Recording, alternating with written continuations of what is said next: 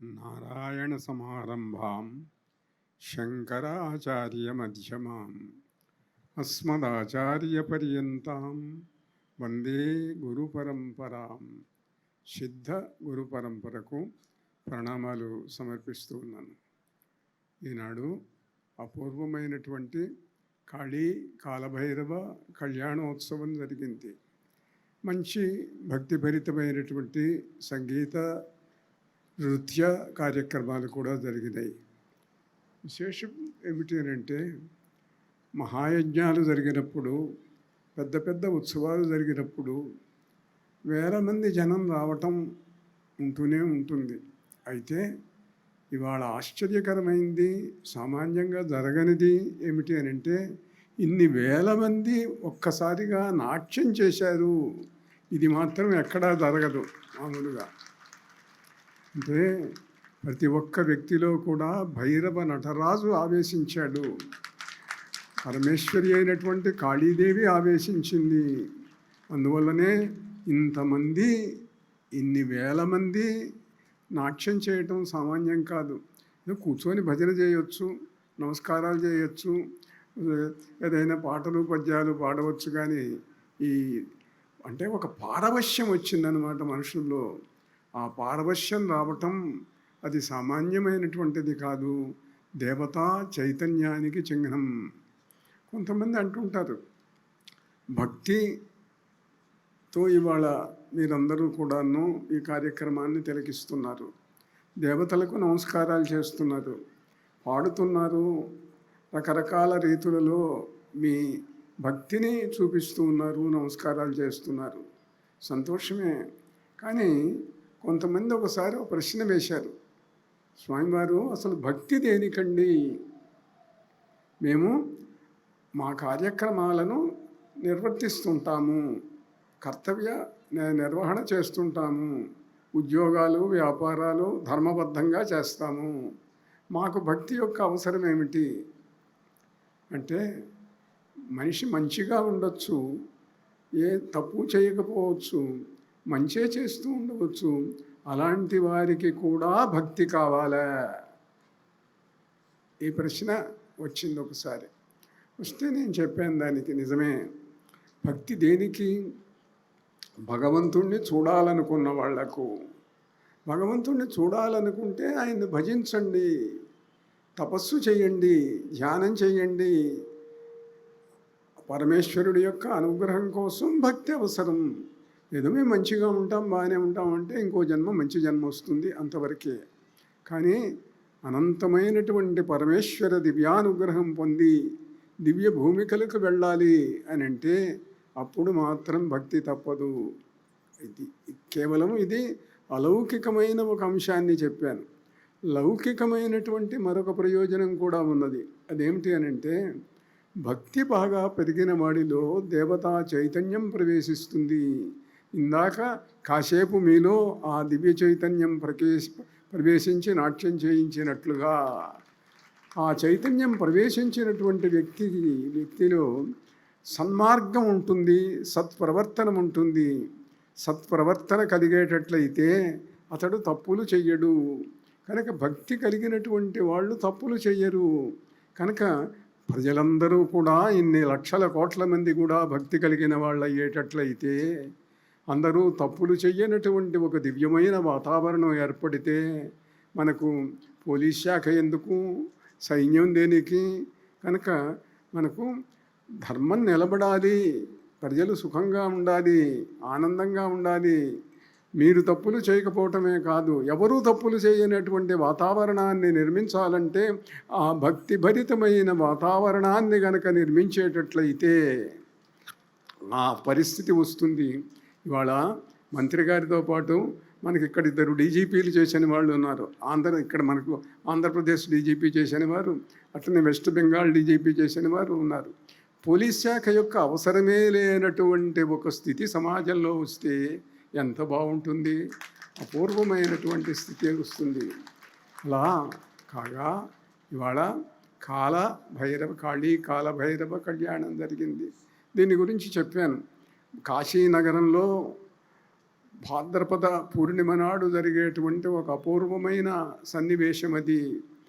అది ఇంకెక్కడా కూడా చెయ్యరు. ఇటీవల మేము కాళీకాల భైరవ కళ్యాణాలు అనేక ప్రదేశాలలో చేయిస్తున్నాము. ఆ అద్భుతమైనటువంటి మామూలు సీతారామ కళ్యాణాలు, పార్వతీ పరమేశ్వర కళ్యాణాలు ఇవి అన్ని చోట్ల జరుగుతుంటాయి. ఇవి కూడా ప్రతి చోట కూడా చేయిస్తున్నాం కాళీ కాలభైరవుల యొక్క దివ్యానుగ్రహం కోసం. భైరవానుగ్రహం కలిగితే, కాళీ అనుగ్రహం కలిగితే, కాళీ కాలభైరవ, కాళిలో కాలశబ్దం, కాలం అంటే టైం, కాలభైరవుడిలో కాలుడు, కాల అంటే సమయం. ఆ సమయాన్ని జయించి, కాలాన్ని జయించి దీర్ఘకాలం జీవించాలి అని అనుకున్నటువంటి వ్యక్తులు కాళీ ఉపాసన, కాలభైరవ ఉపాసన చెయ్యాలి. చేస్తే ఏ వ్యక్తికి కూడా మరణించడం ఇష్టం ఉండదు. ప్రతి వ్యక్తి దీర్ఘకాలం జీవించాలని కోరుకుంటాడు. దీర్ఘకాలం జీవించాలనుకుంటే కాళీ మంత్రం చెయ్యండి, కాలభైరవ మంత్రం చెయ్యండి. అది చేసేటట్లయితే దివ్యమైనటువంటి అనుగ్రహం కలుగుతుంది. దీర్ఘకాలం జీవించగలుగుతారు మీరందరూ కూడా.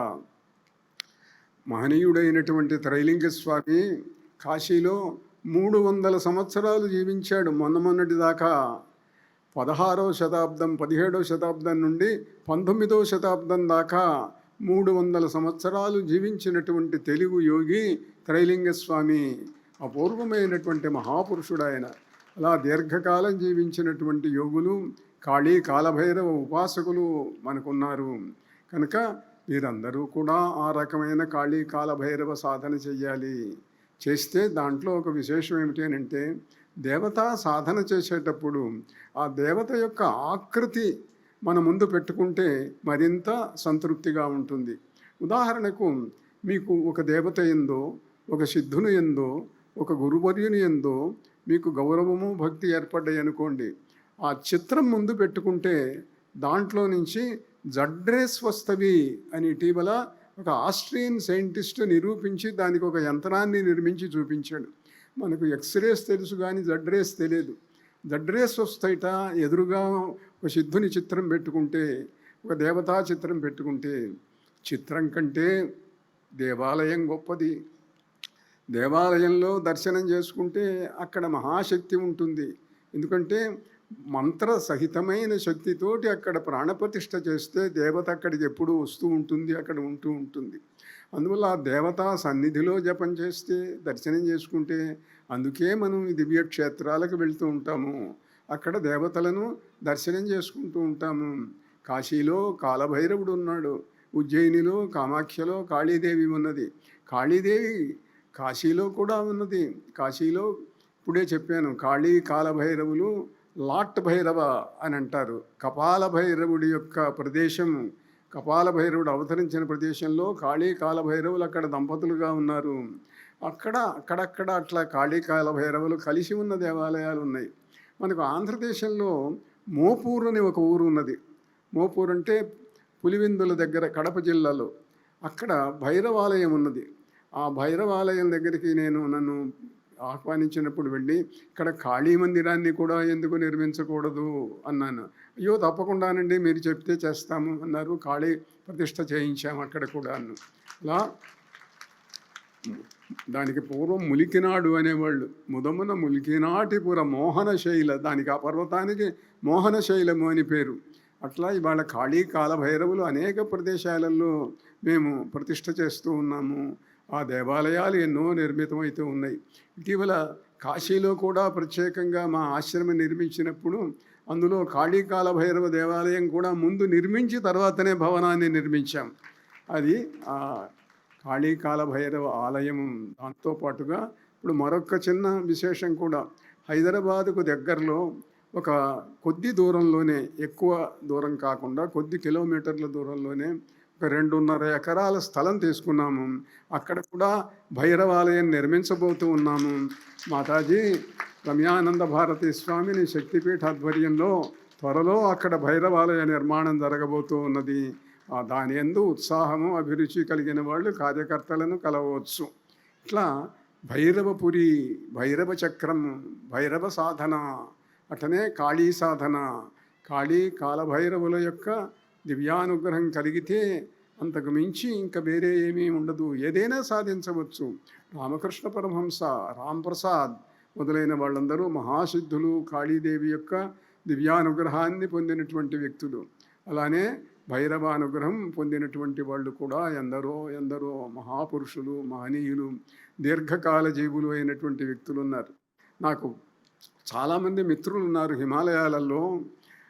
ముసలితనం రాకుండా చిరకాలం జీవిస్తూ కొన్ని వందల వేల సంవత్సరాల నుండి యవ్వనంతో ఉన్నటువంటి శరీరంతో, కాంతిమయమైన శరీరంతో నివసించేటువంటి వ్యక్తులు ఇప్పటికీ కూడాను హిమాలయాలలో ఉన్నారు చాలామంది. మా కుర్తాళ్ళ నుంచి ఒక ఆయన వెళ్ళాడు 19వ శతాబ్దంలో. ఆ వెళ్ళినటువంటి వాడు ఇప్పటికీ కూడా ఉన్నాడు, 25 ఏళ్ల వాడులాగా ఉంటాడు. అలానే ఈ మధ్య మిత్రుడు కనిపించాడు నాకు. నేను గుర్తుపట్టావు కదా నన్ను అన్నాడు. గుర్తుపట్టానయ్యా అన్నాను. మన ఇద్దరము 600 సంవత్సరాల కింద ఇక్కడ కలిసి చదువుకున్నాం, మనం క్లాస్మేట్స్ అయ్యా అన్నాడు. అట్లా యువకుడైనటువంటి వ్యక్తులు, ముసలితనాన్ని, మరణాన్ని జయించినటువంటి వ్యక్తులు ఇప్పటికీ కూడా కాశీలో ఉన్నారు, హిమాలయాలలో ఉన్నారు. మీరందరూ చాలామంది మహనీయుడైనటువంటి మహావతార బాబా చరిత్ర చదివిన వాళ్ళు ఉంటారు. 18 భాషల్లో తర్జుమైంది అది. ఆయన 3వ శతాబ్దంలో కుర్తాళంలో సిద్ధుడైన వాడాయన. ఇవాళ కూడా ఆయన హిమాలయాలలో ఉన్నాడు. 3వ శతాబ్దం నుంచి ముసలితనము రాని భౌతిక శరీరంతో ఇప్పటికీ ఉన్నాడు ఆయన. అట్లాంటి వాళ్ళు అప్పుడప్పుడు కుర్తాళానికి వస్తుంటాడు, అనుగ్రహించి వెళ్తుంటాడు. నాకు చిరకాల ఆప్తుడు అనుకోండి. ఇలా మహనీయమైనటువంటి కాళీ కాలభైరవ కళ్యాణం చాలా విచిత్రమైనది, అపూర్వమైనటువంటిది. అది చేసేటట్టయితే దివ్యమైనటువంటి అనుగ్రహం కలుగుతుంది. కాళీ కాలభైరవ మంత్రం చేస్తే ఎంత అనుగ్రహం కలుగుతుందో చిన్న ఉదాహరణ చెప్పి ముగింపుకు వస్తాను నేను. ఆ మధ్య కొద్ది సంవత్సరాల కింద, కొద్ది కాలం కిందనే కాశీ మిగతా చోట్లలాగా కాదు, అది మహాశ్మశానం. ఆ మహాశ్మశానంలో ఉన్న శ్మశానం మణికర్ణికా ఘట్టం. ఆ మణికర్ణికా ఘట్టంలో ఒకరోజు రాత్రి అక్కడ చాలామంది రాత్రిళ్ళు ఆ గంగానది ఒడ్డున హోమాలు చేస్తూ ఉంటారు. ఒక అతను హోమం చేసుకుంటూ ఉన్నాడు. హోమం చేసుకుంటూ ఉంటే బీట్ కానిస్టేబుల్స్ జాగ్రత్తగా అన్నీ చూసుకుంటూ ఎవరెవరు ఉన్నారు చూసుకుంటూ ఇతని దగ్గరికి వచ్చారు. ఎవరు నువ్వు అన్నారు. నేను ఏదో హోమం చేసుకుంటున్నానండి అన్నాడు. ఏం అర్ధరాత్రి పూట ఎందుకు చేస్తున్నావు అంటే, ఇక్కడ అర్ధరాత్రి పూట చేస్తే భైరవానుగ్రహం తొందరగా కలుగుతుందండి అన్నాడు. సరే, కానీ నీ మీద ఏదో అనుమానంగా ఉంది, నేను చూస్తుంటే మా క్రిమినల్స్లో ఒకటి ఫోటోతో మేము పోలుతూ ఉన్నది, నిన్ను విచారణ చేయాలా అన్నాడు. అంటే నేను ఏదో సాధన చేసుకునేవాడిని అండి, ఎక్కడి నుంచో వచ్చాను, నాకు ఏ నేరాలతోటి సంబంధం లేదు అన్నాడు. కాదు, రా స్టేషన్కి పదా అన్నాడు. నేను హోమం ఆపి రాను అన్నాడు. నువ్వు వచ్చేది ఏమిటి, మేము లాక్కెళ్తామన్నారు. లాక్కెళ్ళక్కర్లేదు, ఒక పని చెయ్యండి, మీ ఎస్పీ గారు నాకు బాగా తెలుసు, ఆయనకు ఫోన్ చేయండి అన్నాడు. అంటే అట్లనా అని వాళ్ళు వెంటనే ఎస్పీకి ఫోన్ చేశారు. ఫోన్ చేస్తే ఆయన ఫోన్ ఎత్తి ఎవరు అన్నాడు. అంటే మీరు తెలుసునంటున్నాడండి, ఇట్లా మాకేదో అనుమానం కలిగింది అని అంటే, అతనికి ఫోన్ ఇవ్వు అన్నాడు. ఈ కానిస్టేబుల్ ఫోన్ ఇవ్వబోయినాడు. ఫోన్ ఇవ్వబోతే మీ ఫోన్ నాకు అక్కర్లేదు, నా దగ్గర ఫోన్ ఉంది అన్నాడు. ఏది అయితే ఉంటే మాట్లాడు అన్నాడు. అంటే హోమం చేస్తున్నాడు, హోమంలో ఉన్న ఒక కట్టె తీసుకున్నాడు, ఆ కట్టె చివర మండుతున్నది, అది నోటి దగ్గర పెట్టుకొని మాట్లాడుతున్నాడు, ఎస్పీకి వినిపిస్తున్నది. ఆశ్చర్యపడ్డాడు. ఎవరినయ్యా నువ్వు? కానిస్టేబుల్స్ చెప్పారు, ఇతడు కట్టె పట్టుకొని మాట్లాడుతున్నాడు అండి, మామూలు ఫోను కాదు ఇది, మండే కట్టె ఫోను అన్నారు. ఏమిటి, హవిజిట్ అని ఆయన వచ్చాడు. వచ్చి ఆశ్చర్యపడి, మా వాళ్ళు ఏదో పొరపాటు చేశారులేండి, మీ జోలికి ఎవరు రారు, మీరు మా ఇంటికి రేపు భిక్షకు రండి, మీరు మహనీయులు అన్నాడు. నేను ఎవరిళ్ళకు రానండి, మా జోలికి రాక్కర్లేదు, రాకుండా ఉంటే చాలు, నేను హోమం చేసుకొని వెళ్ళిపోతాను అన్నాడు. అలా కాశీలో మహనీయులైన వ్యక్తులు తపస్సులు చేస్తూ ఉంటారు, సిద్ధులు వస్తూ ఉంటారు. మనం యాత్రకు వెళితే అతడు సిద్ధుడని తెలియకపోయినా వాళ్ళ చూపు మన మీద పడితే దేవతల చూపుతో పాటుగా మనకు ఆ అనుగ్రహం కలుగుతుంది, సిద్ధుల యొక్క యోగుల యొక్క అనుగ్రహం కలుగుతూ ఉంటుంది. కాగా ముగింపుగా ఒక్క మాట, మనం భక్తుల ప్రార్థన మీద 2 రోజుల పాటు నేను ఒకరోజు గణపతి మంత్రము, ఒకరోజు సరస్వతి మంత్రం చెప్పాను. మీరు చెప్పటం లేదండి, మాకు అసంతృప్తిగా ఉంది, ఇవాళ కాళీ కాలభైరవ మంత్రం చెప్పండి అని అసంఖ్యాకంగా మా వాళ్ళని అడుగుతున్నారు. అడుగుతుంటే సామూహికంగా మంత్రములు చెప్పటం మామూలు పద్ధతి కాదు. అయినప్పటికీ ఒక మహనీయుడైనటువంటి రామానుజాచార్యుల వారు ఆయన గోపురం ఎక్కి నారాయణ మంత్రాన్ని అందరికీ కూడా చెప్పాడు, అందరూ ముక్తికి పోవాలి అని చెప్పి. ఇదంతా ముక్తికి పోవాలని కాదు, కానీ కాళీ కాలభైరవ మంత్రం ఇంతకుముందు ఇచ్చిన వాటిలాగానే కాళీ కాలభైరవ మంత్రం కూడా మీరు చేసుకోవటానికి లాంఛనప్రాయమైన నామమంత్రం చెబుతున్నాను. దాన్ని ప్రణవంతో కలిపి చేసుకోవచ్చు, ఇతర బీజాక్షరాలు కూడా ఉన్నాయనుకోండి. కాళీ కాలభైరవాయ నమః చెప్పండి. కాళీ కాలభైరవాయ నమః. కాళీ కాలభైరవాయ నమః. ఇది మీరు నిరంతరం చేసుకోవచ్చు, మంత్ర సాధన చేసుకోవచ్చు. అందరికీ కూడా కాళీ కాలభైరవుల యొక్క దివ్యానుగ్రహం కలుగునుగాక. శుభమస్తు. నారాయణ నారాయణ.